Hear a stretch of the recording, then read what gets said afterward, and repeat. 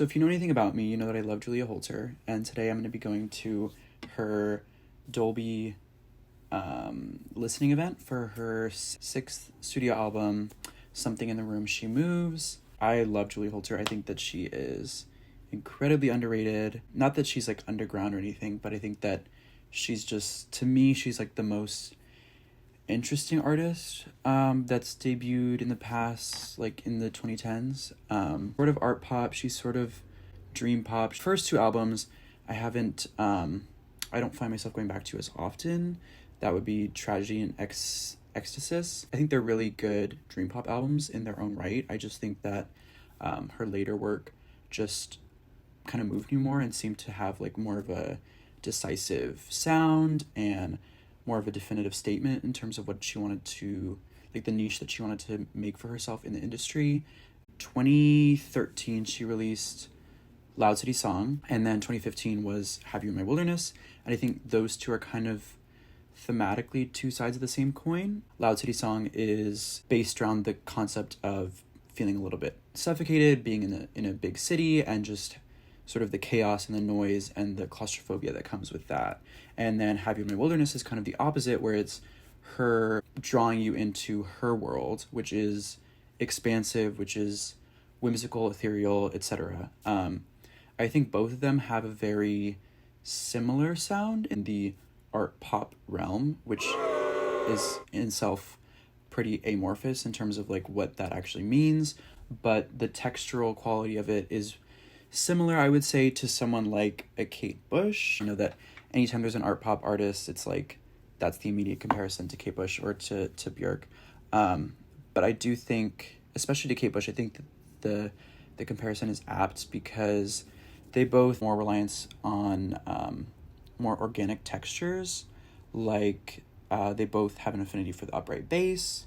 I think Julia is more so a composer before she is like a typical singer-songwriter, and I think that's what kind of differentiates her from all of the other girlies working in that sphere today.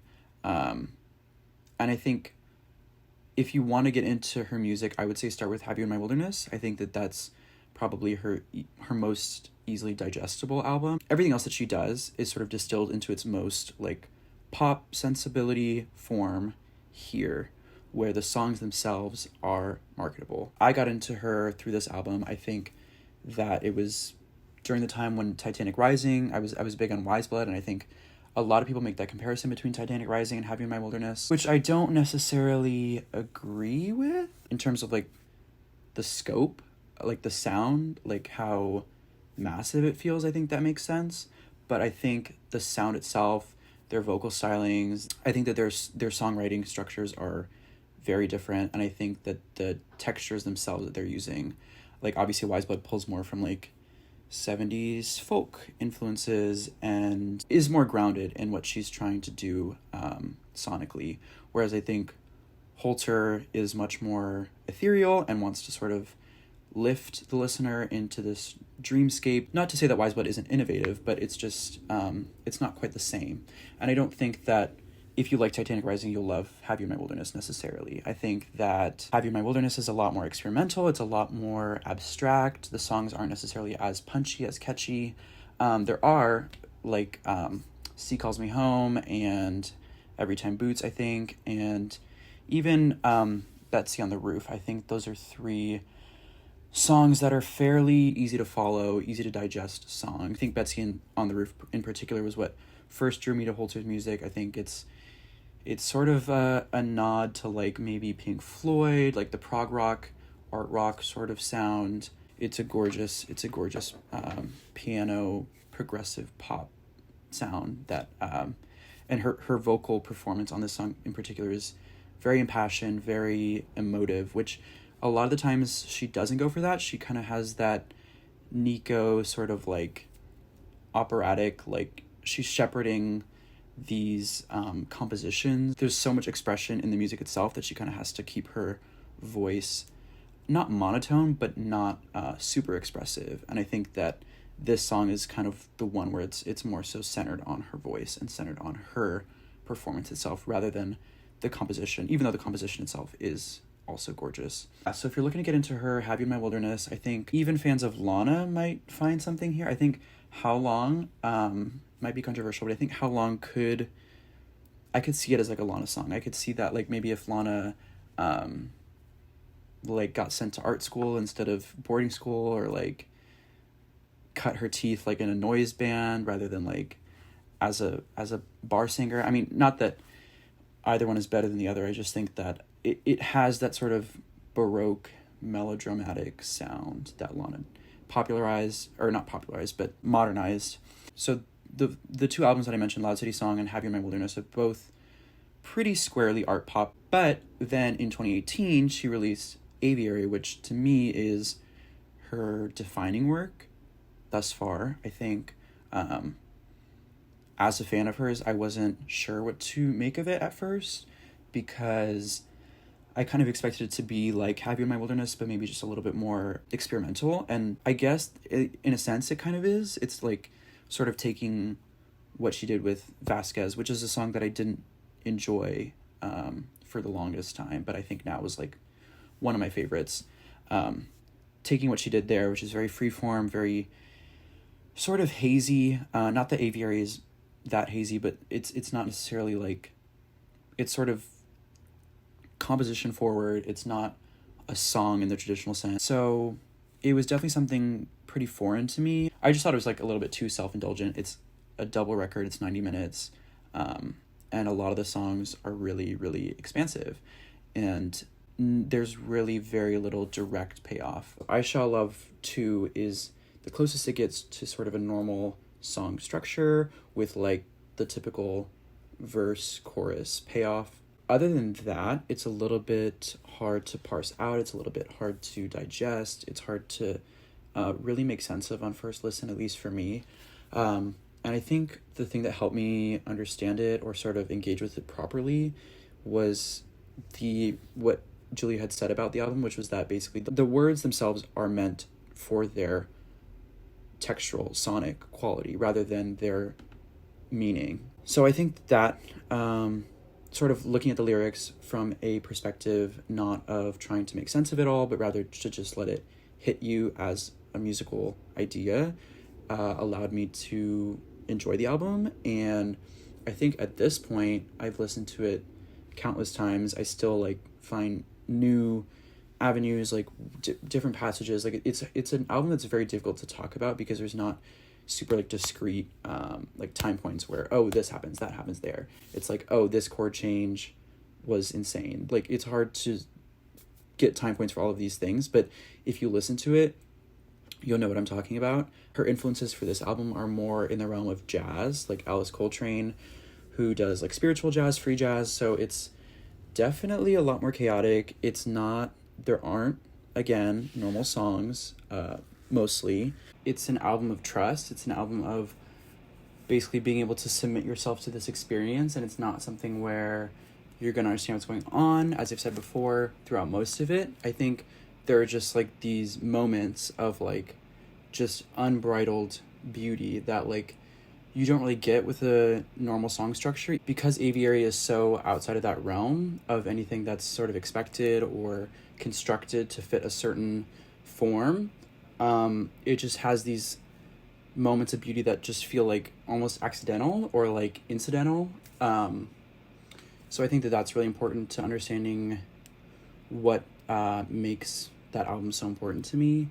And I think important in the larger scheme of her discography and in terms of just music in general. My favorite songs, if I had to choose, are probably the opener, Turn the Light On. I love all of it, but I Shall Love, both of them, and then Les Jeux to You and Words I Heard, gorgeous song. One of the most beautiful pieces of music I've ever heard. But again, it's not something that I can really talk about easily. It's like, oh, that one chord change at that one time point, like, destroyed me. It's like, yes, it's true, but it's just, until you experience it, it's not really going to make sense, and it's not really, like, it doesn't mean anything. So all I can say is listen to Aviary, but today I'm going to be listening to Something in the Room She Moves, which I'm really excited about. I'm not sure She hasn't said too much about it. I know it's based loosely on Ponyo, the Studio Ghibli movie. So that should be interesting. Very whimsical movie there. The Dolby, I think it's Dolby Atmos. Is that, I think, yeah. So I think that should be interesting. I'm not sure exactly what that's going to look like. But yeah, I'm glad that I get to do that. So yeah, I'm going to go there now because I RSVP'd, but I'm not sure if I'm going to get in.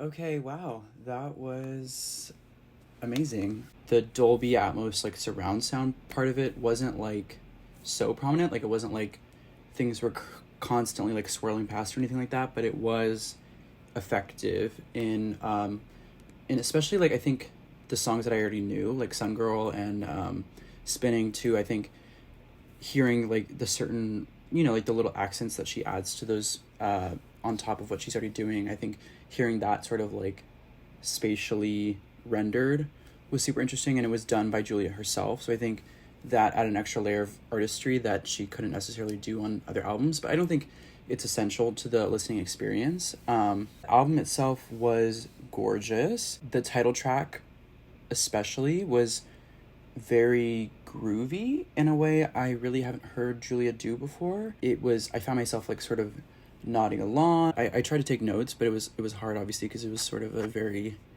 engrossing experience. Loved These Morning was a little bit short, but I think it was very pretty, very cute. It fit well within the context of what I thought the album would be based on the singles.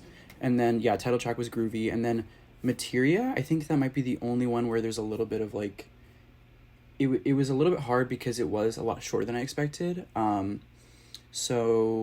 It wasn't bad. It was definitely gorgeous. Yeah, it was definitely just a lot shorter than I had expected. So that might be a point of contention with some listeners. Me You was, wow. I don't want to give too much away, but it did, if you've heard Medulla by Björk, if you've heard Ancestors, it had a certain quality that was very similar to that. It was, I think, basically 100% just vocals. There sounded like there was some upright bass notes played maybe, but it was at very, very low volume. So essentially just entirely a cappella. It definitely had that feel of Ancestors where it is unsettling. And Julia always has that sort of ASMR quality to her voice where it's like, it feels so close in the mix and it feels like right up next to your ears as if she's like whispering in your ear. But this was kind of another level where you could hear like her mouth and just, yeah, amazing. It was very repetitive, but in a way that each repetition sort of added a different layer to the composition. So loved that. And then that was sort of, that lead into Spinning, I think was really effective because I wasn't super huge on any of the singles to begin with. I mean, I loved them. I thought they were gorgeous, but I don't think she's really a singles artist. So it was hard to like really see what the full vision was. But I think that lead into Spinning was immaculate. It was massive. And I think Spinning is kind of, to me, the centerpiece of the album, which is surprising because I wasn't so obsessed with it when it first came out, but I'm now really feeling it. And I think that hearing that right after that sort of a cappella esoteric performance was really good. And I think that the sequencing of this album is interesting because there are a lot of different ideas thrown around. After Spinning is Ocean, which is, I think, the only instrumental song that I've heard, like fully instrumental song that I've heard from her. Gorgeous. I think it's very, very synth heavy, obviously, but there is like this sort of sweeping bass line that comes through. I think right around the 3/4 mark, near the end even. It's really, this album in general just has a lot on the low end, which I think she doesn't necessarily always play with as much. Usually it's just like the upright bass and that's about it. But there was a lot of focus on that. Even in the percussion, it felt like the high end percussion that she likes a lot of cymbal work, but it wasn't a lot of that this time. It was a lot of very bassy hits. And I think that was really effective for that song. And then Evening Mood, great, loved it. I think that's also very central to the album's, the sonic motifs that she's going for in this album. It's, I think, another one of the tracks that's a little bit oddly groovy for Julia. There were, I think, on this track, and I think also on These Morning, perhaps, or maybe title track, there's trumpets, there are, I think there's a saxophone in Evening Mood. It's really gorgeous. I can't wait to re-listen to this album. And then after that is Talking to the Whisper. That was another big surprise for me. I think the drums are, it kind of took me out of it for a second because it is so different from the rest of the album, because this was like the first time I think that the percussion that she uses is very cohesive and it's very electronic. It's like a drum kit that she's using in the songs like Spinning and Sun Girl. But this was something completely different. It sounded like these very blown out, like 80s, I think 80s style drums, where it's like the typical drum kits, very organic sounding, but very loud, a lot of reverb. Yeah, very just grand, sounding like sort of a disco 80s, maybe not disco, but I think it worked. I think at first I was thrown off, and then there's a prominent organ featured as well, which wasn't really on any of the other tracks. So it's definitely, it feels a little bit like a break in terms of what the album is going for, but I think it really works where it's at. I think to me, I was like, okay, maybe this would have made more sense as a closer, but I think being the penultimate track, it sort of leads into Who Brings Me, which is very gorgeous, unsurprisingly, but it's also a lot shorter than I expected. It ended the album on a note that was a little bit more solemn than I had expected, but I think her vocal performance really brings it home. Yeah, I think this album might land for some people as their favorite from her, because I think it straddles that line a little bit between her more conventional art pop stuff and like Aviary. I think it's as experimental as Aviary in certain points, but I think it also has those grounded elements like the singles and like even These Morning or Ocean, which aren't obviously conventional tracks, but they just feel very structured, or like there's a very clear vision for what's going to happen. Yeah, I can't wait to re-listen to it. I think that there's so much to dissect.